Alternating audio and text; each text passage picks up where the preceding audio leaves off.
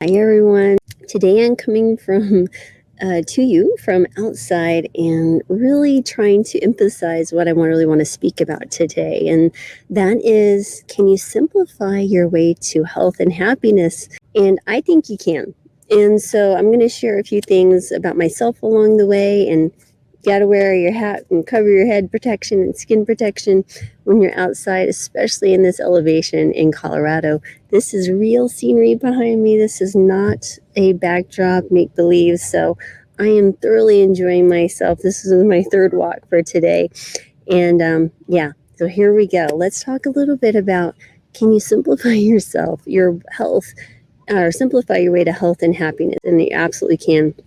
But just real quick, if you're new to this channel, my name is Dr. Lori Marvis. I'm a board-certified family and lifestyle medicine physician who specializes in really helping people manage and really just become experts in their own life when it comes to health and happiness. So let me jump right in, grab my notes as always. So first of all, I really want you to imagine where your life is flourishing, right? Just think about, what are those things that have happened in the past that really, really managed to help you feel well, and where your mind was clear, right? And that your relationships were deeply fulfilling, like everything was going well. You're like, man, if this is life, this is amazing.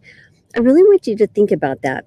Sometimes when we see those things, we feel like we have to add more, right? So let's say that we recently bought a house, and so now we have to fill it with things, right? And that makes things more complicated, more cluttered. Or maybe we try to impose a different identity in a relationship. Maybe we add some components that aren't really our nature, our personality, right? So we try to be someone that we're not. We've made those relationships more complicated, right? And more difficult, because now we have to live up to some persona. We've built this story in our heads. So that's kind of the angle I want you to start thinking about, because I know we've all done it. I know I have, at least. And so let's talk a little bit first. I'm going to break it down to 5 simple steps. And I'd love to hear your feedback. Comment below. Share this with someone you think might be very helpful. And don't forget to subscribe to the channel. It really helps out. I really appreciate your time here. And so first of all, let's talk about a minimalist approach to a whole food plant-based diet, right? So as many of you know, I'm a big fan of eating more fiber and more plants. We are fiber deficient in this country, at least in the United States, and I am sure in many other industrialized nations as well. And so what does that mean that we can actually simplify our actual diet? Or if we're eating a whole food plant-based diet, how can we make it more simple? And the reason I see this is that people get overwhelmed, especially when they're new to any type of dietary change, especially a whole food plant-based diet, because we're removing some things and we're adding so much more. And they think this needs to be gourmet meals, but they really don't. So I really want to focus on simplicity here, and we'll talk about a few key aspects. Number one is simplify your pantry, right? So remember to focus on whole, unprocessed foods that are nutrient dense and versatile, right? Clear out processed and packaged foods that offer little nutritional value. Meal planning is really important. So you want to create a simple meal plan. So many of us eat around the same 8 to 9 meals per week. If you think about it, you probably have your go-to meals that you really like. And they have a core set of ingredients, and so that can make it really easy. And this really reduces decision fatigue, ensures that you have all your essentials on hand. And next, you want to try batch cooking, right? So preparing larger batches of staple like grains, beans, vegetables at the same time, and reduce the temptation to eat out can really help you along the way. And the next is mindful eating. So think about embracing the principles of minimalism by practicing mindful eating. Slow down, savor each bite, and really appreciate where that food came from. You know, each item that on our clothes and the food that's on our plates, there were many hands that touched those foods. And I really like to take the time to sit and be thankful. And if that's the one thing, the simple thing I can be grateful for, is the many lives and people that really took the time and invested in healthy foods that are set before my plate. And so as many of you know, I've recently started RV full-time life, and I have limited space. So this is really, really important that I simplify our approach to meals. And one of the things that I've done, especially when it comes to the whole grains, there are prepared, packaged like grains, whole grains, quinoa, brown rice, and things like that we use regularly. So maybe we make a curry, for example, which we've done recently, and we'd have the rice already cooked because it is so warm right now. We're talking 95 to 100 degrees where I am. Our little air conditioner is just putting out. I really am not a big fan of thinking about using that stove or oven more than I need to. And so that's what we're doing there. The other thing is using, fresh fruit, veggies, salads, things like that on a regular basis. But the nice thing is you can get some prepared salad dressings that are pretty good, or you can make your own fairly decently in a nice little batch. My Vitamix is working. I'm getting back to my smoothies, which I'm so thankful for. I do wait till 7 so I don't wake anybody up in the camp because it gets pretty loud. But that is one thing that we're doing on the road. Next is really a minimalist approach to exercise. And you're like, how can you do that? Well, let's talk about it. So choose a simple workout, right? So opt for exercises that require minimal equipment. I can't have a whole lot of equipment in our little RV. And so what I'm focusing on is things that can be done anywhere, such as walking, running, yoga, or bodyweight exercises. I do have some bands for more resistance training, but there are ways to do different things. There's some equipment like the TRX that allow you to do more challenging body weight exercises. So that's something, and it can attach anywhere. It's very lightweight, easy to take with you. And again, of course, the body weight exercises with bands to make it even a little bit harder. Next is quality over quantity, right? So let's focus on short, effective workouts. You could do something like high intensity interval training or shorter yoga exercises to be more effective. Just think about what you can do in order to build that strength. That strength is so important, especially in women who are entering this perimenopause, menopausal phase. So one of the things that I'm doing with my walking is, bringing a backpack that's more like rucking, right? Making sure it's heavy. Walking uphill, that's going to be challenging the certain muscles. And I'm walking at elevation now here in Colorado. I'll be heading back to California in a few weeks, but that will be one thing as well, as I definitely want to keep those hills up regardless of what elevation. But the elevation can make it a little bit more challenging too, causing that heart rate to up a little bit.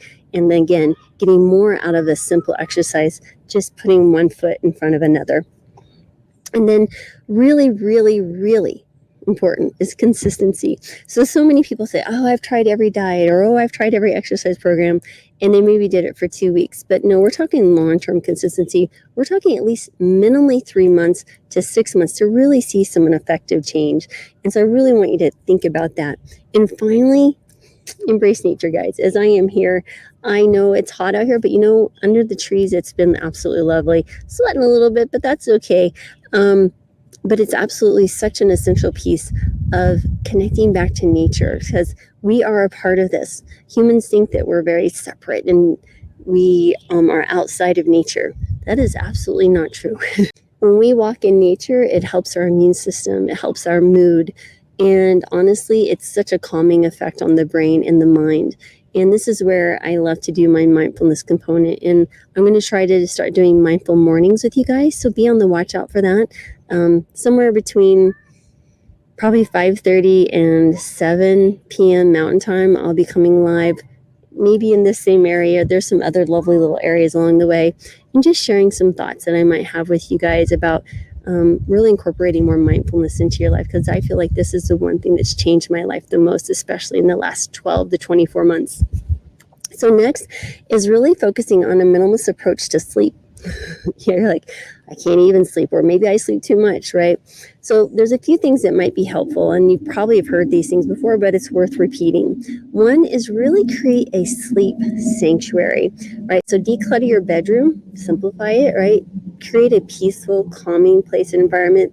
And remember that you want to remove electronic devices that have some type of light or excess furniture or any distractions. And remember, this is your place for sleep and rest. It's not a place for watching television or eating. All right. Sorry, it seems like I got a little disconnected. There we go. One of the challenges of doing this out in nature is good internet. So I hope I'm back. Okay. Next is just really create a simple sleep routine, right? So just establishing this, regular bedtime routine, just like with your kiddos, when you put your kids to bed, guess what? You do the same thing. Your body knows it's time for bed. So whether it be, creating a book, gentle stretching, or meditation. Do that consistently, which allows your brain to go, oh, okay, it's time to shut down. And really think about minimalist bedding, right? So really focus on high quality, comfortable bedding that promotes restful sleeps, maybe that kind of that cooling pillow. I know I have to have a very flat pillow, otherwise I don't sleep well. My daughter goes, Mom, that is the flattest pillow I've ever seen in my life. I was like, otherwise my neck just drives me crazy. And just a quick story, I had bought a new pillow and thinking this was this fancy cooling pillow when I was going through my sweating phases with menopause. And my neck started cracking. I was like, what is going on?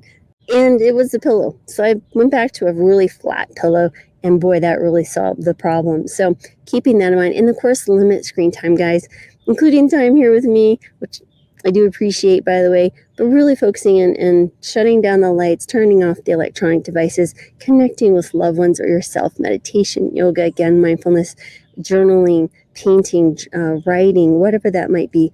Doing something that doesn't require technology is so important. Next, I want to talk about something so highly important is a minimalist approach to stress management. And again, this is where mindfulness comes into place. Maybe sometime I'll go through how my life has changed so dramatically in the last 2 to 3 years, including starting a business, moving cross country for the 10th or 11th time, starting another business, shutting it down, starting a third business, again, now going to a nomadic lifestyle, going through perimenopause, and just rearranging my whole life in so many, many different ways, kids getting married, all wonderful, crazy things, but I'm so grateful for them all. But mindfulness really anchored me, and that allowed me to set time to appreciate those changes in my life, and knowing that when one door closes, another opens. And I hope that you take that too. So just even a few minutes of just some mindfulness, being present, connecting to your breath, or grounding your feet, and really appreciating that my hands now are on this table, and I'm here, and that's all that matters right now. Are my problems really? I think they're less. When I understand really right now, there's a lot of stuff I need to get done, but that's okay. I'm here with you, and that's the most important moment, because that's the only moment I have. The future will take care of itself. The past is done, so why worry about it? Here I am with you right now. That is what, my friends, I call mindfulness. And so next is really decluttering your mind. So very important. Journaling is so important. Writing down your thoughts, your worries, your to-do list, just kind of getting it out. That is super helpful. I'm a big fan of to-do lists. It just, once I know it's down, then I just don't think about it anymore. I will say it'll be there tomorrow or the next day or whenever it needs to be done. And then simplify your commitments. Remember, it's okay to say no. Yes, I said it. It's okay to say no, really, to non-essential commitments. For example, I had a lovely invitation to join a summit, but I just can't do that right now. And yes, it's all about plant-based and focusing in, and I'm sure I could definitely give my share, but I have other commitments that would have really caused some conflict, and I said no, and I felt okay, but I felt relieved, honestly, by saying no. A little guilty about it too, but honestly more relieved. So don't worry about saying no. People are going to be not upset with you as much as you think, and if they are, maybe you need to reevaluate. It's not you, it's them. It's their responsibility to take care of their own inner whatever is going on in here. Next is minimalist spaces. I cannot tell you how important this has been since we're moving into the RV. Don't tell my husband, I'm going to tell you all this. He's a bit of a packer in a nice way. But, he always had more space. He had his own office. He'd stuff things in different things and boxes. And he goes, yeah, just stuff it and pack it. And I'm a more like, get it out, see what it is, get rid of stuff if I don't need it. Always been like that. And, moving into this RV has been a nice little challenge for us both. Let's call it a meeting to the minds and around. He's like, look, we have this whole space up here. We can just put stuff. And I'm like, we're not putting stuff. We're not going to walk into this RV and look like we're hoarders. And so that's been a very gentle prodding. And I think he's come to my way of thinking. But, y'all, if you ever come over to my RV and it looks a little hoarderish, you know who to blame. Just kidding. Well, maybe not. Let's moving on. I think it's so important because remember, the clutter just causes more stress, and hence why I'm here and not inside the RV. I need to be out in nature and open spaces. I can't even tell you how happy I am to be here. Next is a minimalist approach to building supportive relationships. Yes, quality over quantity. One thing is that as the kids have grown up, I've got 3 now. They're 30, 28, and 25, almost 26. And, 2 of them are married. They're off leading their lives. One's about to go and fly across the ocean and explore the world. And so when the time that I do have with them needs to be so absolutely very precious, right? So, and then, of course, the time with my husband and spending time with him in nature and doing those things. And, of course, with Daisy, my dog, she may be here in the mornings as well with me. But just understand that really spreading yourself too thin with too many, maybe let's say less essential or more core people in your life. Who are those people who are your, ride or die folks? Those are the ones that you need to spending more time with and building that quality time with. And next is intentional communication, right? So if someone doesn't call you, call them. You can write them a letter. You can text them, of course, but much more to hear someone's voice and do it the old-fashioned way, especially if you're face-to-face conversations. And when you're having communication in person, you guys put the phone away. And I don't mean on the table or in your lap. It needs to be turned off and put away. Because when someone puts that phone on the table, this is not a phone, it's my eyeglasses, but that really, it makes someone feel like at any moment that phone's going to be more important than them, that you're just not quite fully present. And nobody wants to feel that way. And the one thing you tell someone just by your actions is that I see you and you're more important to me than anything right now. This moment between ours is sacred. And so just some thoughts for you. Think about your family, how you're spending time with them, your kids, and put the phone away. Because guess what? Those kids grow up and they leave, and you're going to wish you had to spend a little more time with them and not on their phone. Okay. Next is really decluttering social media. The only time I'm on social media, honestly, is with you guys doing this or answering questions, which I try to do maybe 2 or 3 times a day, but very, very quickly. And so really, really decluttering your social media. And honestly, the main reason I'm on here because I know I can reach more people. And I've made some lovely, wonderful friends, honestly, through this technology and then further meeting in person. So, yes, it has its pros and cons, but you have to manage it. And if you don't manage it, it can take you over. It can cause more stress. It can cause more worry or comparison. And, so just know that you're wonderful. And regardless of what you're seeing on social media, it doesn't matter. What matters is that what's going on in here and that they're connected. Next is just shared activities, just simple walks with each other, a simple meal, sitting down to share a cup of tea or coffee, maybe sharing a project like painting. Maybe I remember we've done pottery with the kids. We've even done like 5K walks or runs. We've done obstacle courses, bike rides. If you can share something out in the real world, share building a meal together. What a wonderful experience.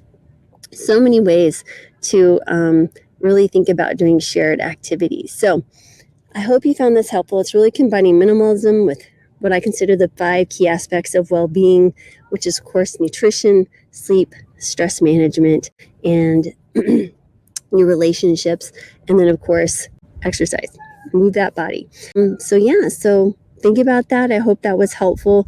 It's definitely been my approach here. And like I said, be on the watch out for mindful mornings. We'll see how they roll out, and hope you found them helpful. But again, as always, I am sending joy, love, and peace and gratitude and healing your way because I'm always so very thankful that you're here. And I hope you like my hat. I might be sporting one other one. Yes, I'm in this one, but I feel like there was a darker green one I got for $6. It's on its way to me. It'll be well worth it. It'll be well loved and worn, and y'all see it a lot. Okay. All right, guys. Have a good one, and blessings to you all. Have a wonderful, wonderful rest of your day. And again, thanks for being here.